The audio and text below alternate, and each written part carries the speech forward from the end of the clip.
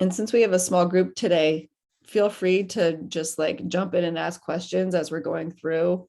Or if you want to ask questions in the chat, Emily here is going to monitor the chat and just jump in and let me know if there's anything that you want to circle back to or whatnot. I am Danny Cambier, the Communications and Outreach Manager for Housing Services here at UCSF.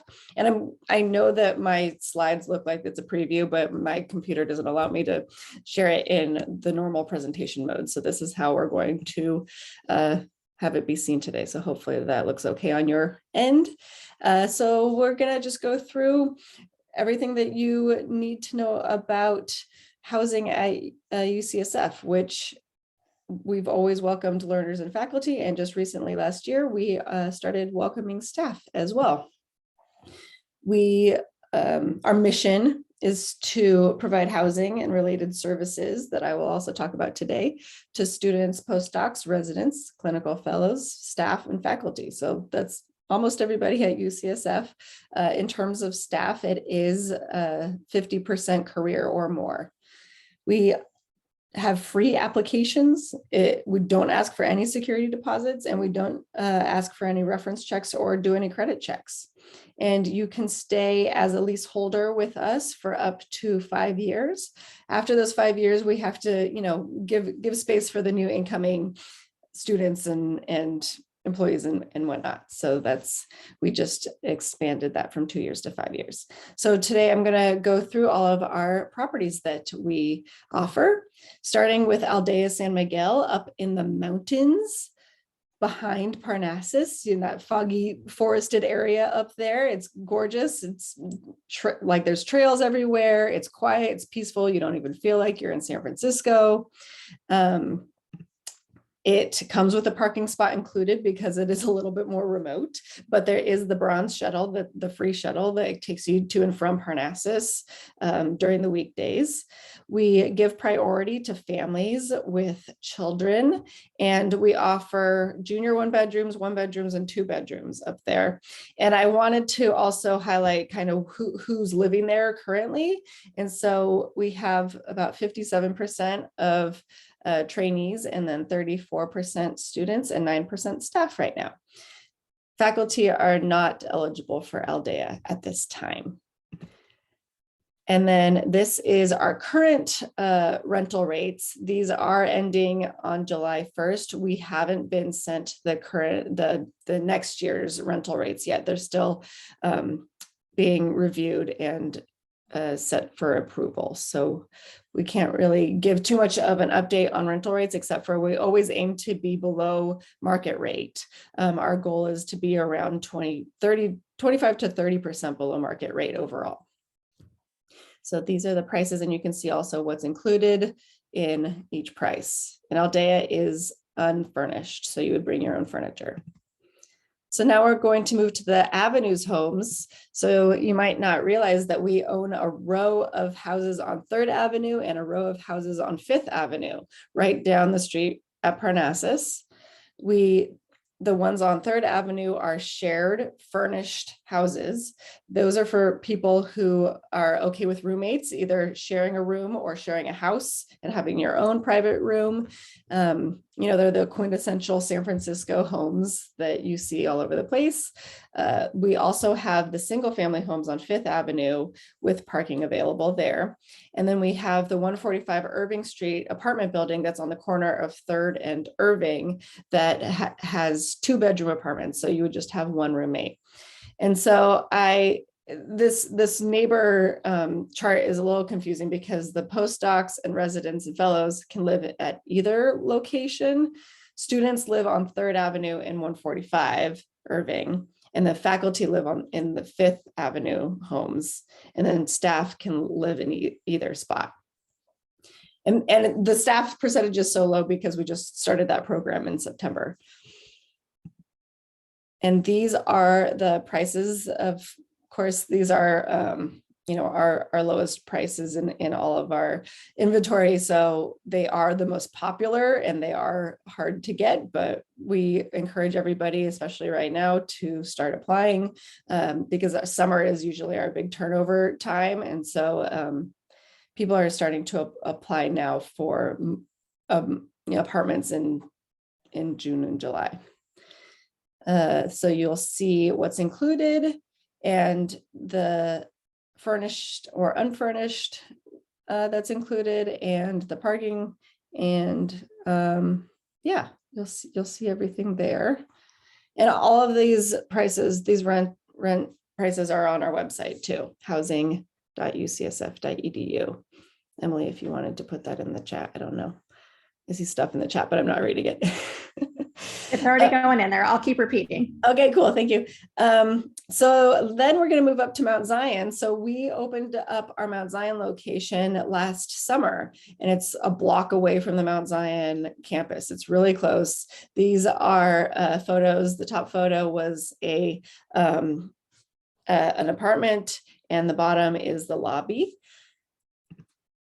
And so we have 1, 2, and 3 bedroom apartments there. We do have parking available in the building. These units do come with in-unit laundry, and it is our only location that allows pets without having them to be assistant or ADA approved pets, because all of our other locations, we do allow pets if they are assistance animals, but Mount Zion is the only one where we just allow all of the fluffy fur babies. We also have a fitness room on the first floor. We have a community room on the first floor. I didn't list that there. And it is really close to the shuttle stops at Mount Zion. And it's right across the street from a park and down the street from Japantown. It's pretty centrally located. Right now we have 52% trainees, 36% faculty, and 12% staff living there. And these are the rental prices right now. You'll see what's included. So the pets we do have a small pet fee of $40 a month for the pets, and then there is a fee for parking as well. Now we're going to move over to the east side of the city and start at Mission Bay. So these are the 4 huge buildings you probably see at Mission Bay all the time, and you might not realize that those are all apartments. We are right above Publico and Subway and all of those retailers right there in the center of campus. We offer single bedrooms in a 4-bedroom unit. We offer efficiency units, studios 1, 2, 3, and 4.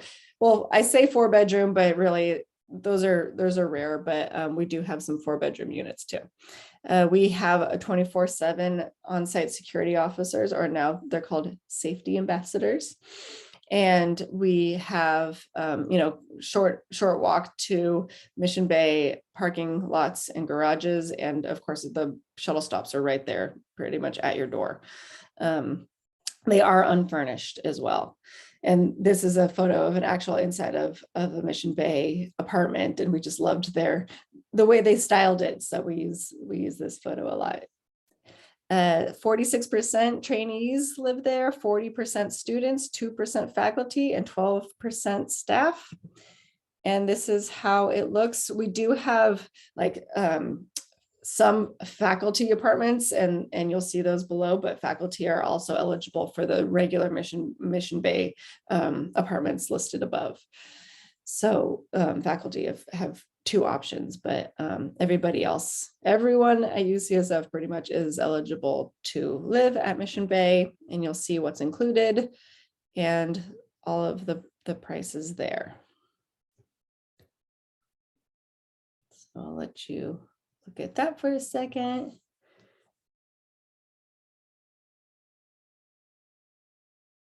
And then we'll move to the Tidelands. So these are 2 buildings that are technically in the dog patch. They're right across the street from the Mission Bay hospitals. We opened them in 2019, so they're pretty new. The top photo there is of one of the lobbies, and the bottom is of one of our efficiency units. We do have an on-site security officer at all times. We have study rooms on every floor. These are furnished apartments, so you wouldn't have to bring too much with you.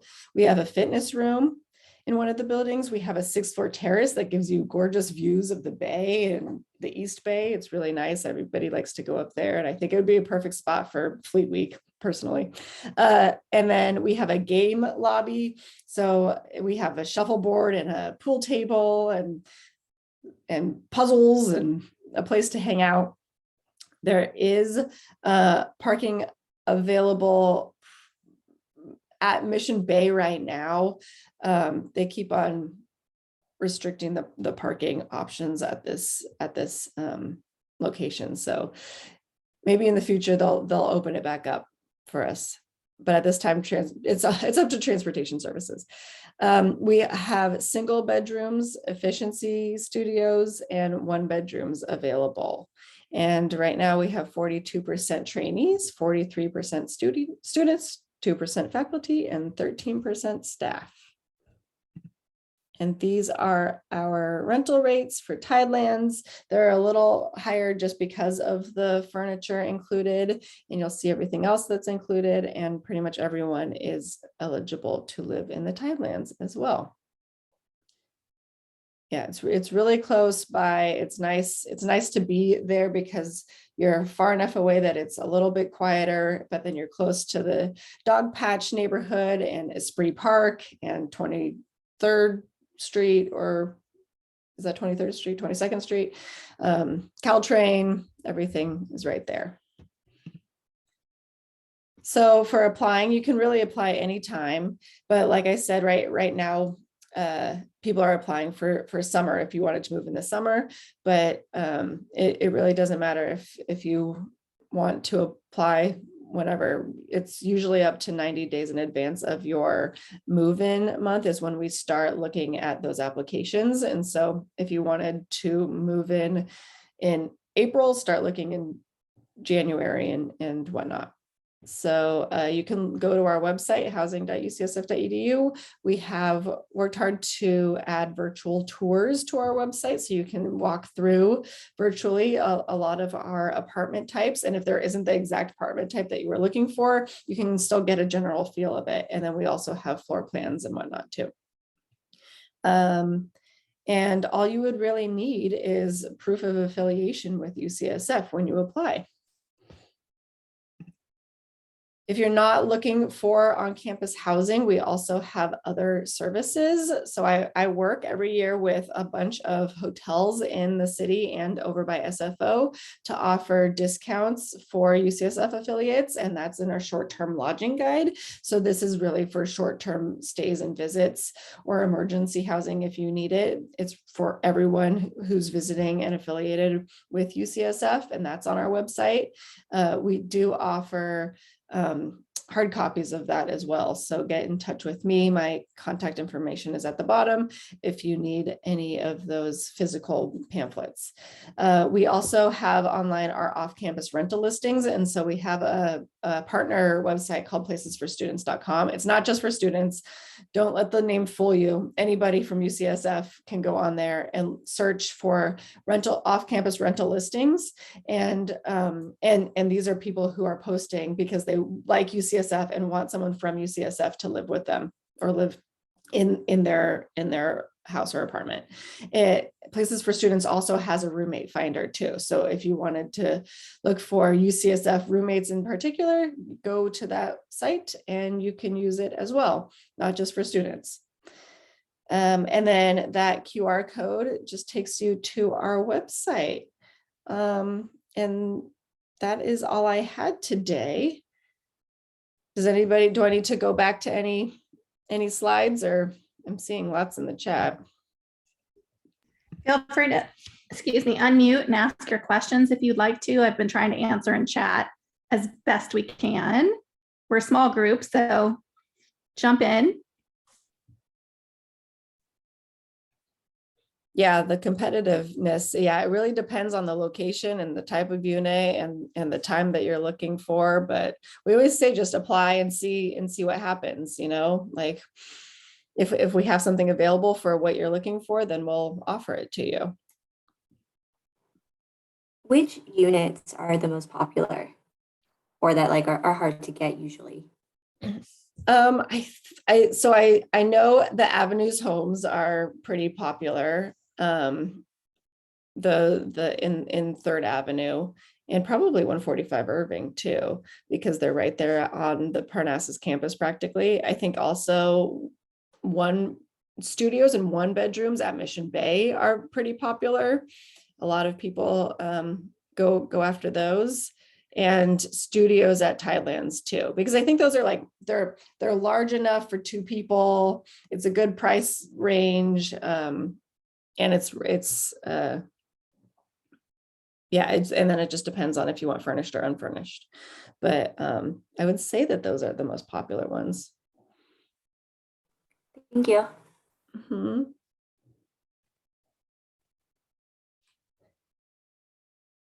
Yeah, and for couples at Tidelands, you could get a 1-bedroom or you could get a studio. Some of our studios are pretty large at Tidelands, and they do allow for 2 people. And you'll kind of see on our rental rate page, if we note that something's for 1 person, it's only for 1 person. If we note it's for 2 people, it's only for 2 people.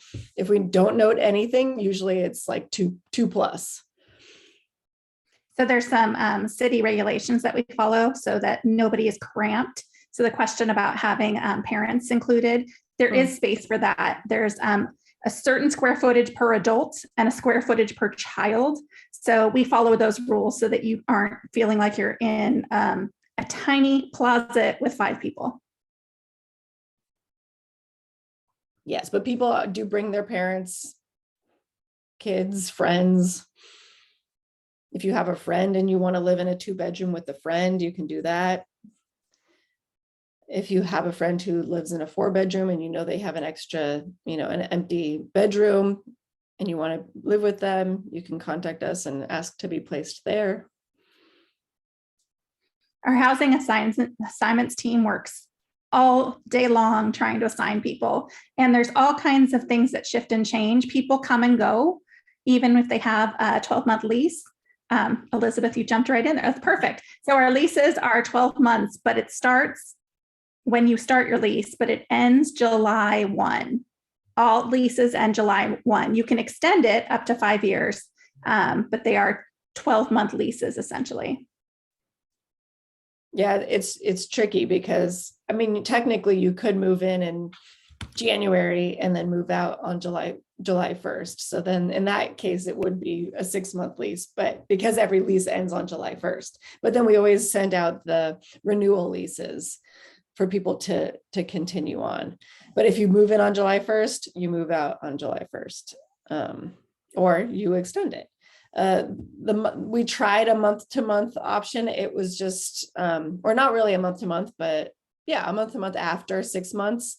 We tried that option, but it ended up costing, 20% more for the rent for those tenants. And it was just too much of a hassle. So we actually did just recently change our termination policy so that if you needed to terminate your lease early, you could, with just the rent.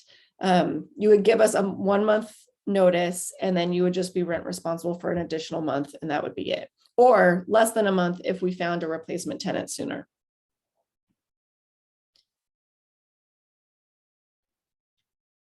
Yes, you can definitely live with us August to August. Yeah, so you would apply for August, and then your lease would say until July 1st, and then you would just renew for basically a month after that. And rent usually does increase every year. Last year, we did not increase it because of COVID and everything that was happening in the city. So we did not increase any rents or even reduced some rents. So, but looking forward, we're always working with external professionals in the real estate industry, looking at rental rates and seeing how tiny the rental rates increase, but they usually do just because that's the name of the game. we have to support our housing program, and we're not subsidized. Everyone in housing is here because of our tenants.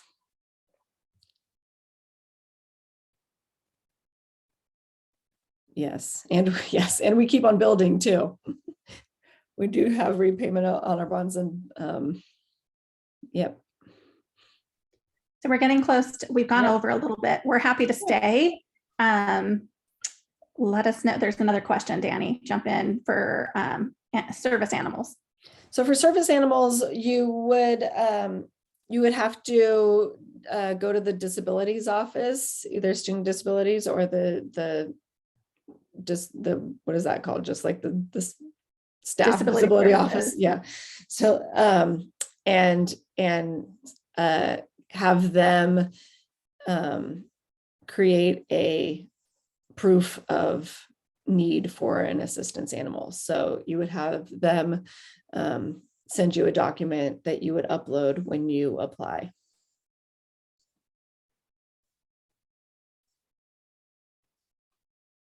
Thank you.